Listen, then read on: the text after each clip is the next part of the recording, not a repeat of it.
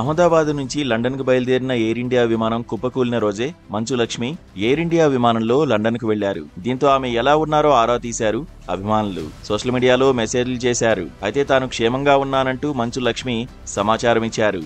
ఈ మేరకు తాజాగా ఓ వీడియో కూడా విడుదల చేశారు. ఇప్పుడు ఈ వీడియో సోషల్ మీడియాలో తెగ వైరల్ అవుతోంది.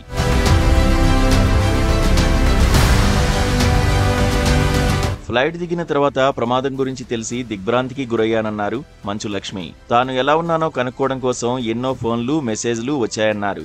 తన కూతురుతో పాటు తాను అదే రోజు ముంబై నుంచి లండన్కు ఎయిర్ ఇండియా విమానంలోనే ప్రయాణం చేశానన్నారు.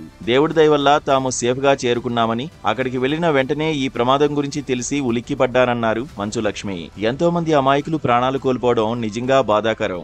విద్యార్థులు కూడా మృతి చెందారని తెలిసి తన హృదయం ముక్కలైందని, జీవితంలో ఎప్పుడు ఏం జరుగుతుందో తెలియదంటూ ఆవేదన వ్యక్తం చేశారు మంచు లక్ష్మి. మన ప్రాణాలు క్షణంలో ముగిసిపోతాయి అనడానికి ఈ ప్రమాదం ఒక ఉదాహరణని, బాధిత కుటుంబాలకు తన ప్రగాఢ సానుభూతి అంటూ వీడియోలో పేర్కొన్నారు. ఈ నెల 12న జరిగిన ఈ ప్రమాదంలో మృతుల సంఖ్య పెరుగుతూ వస్తోంది.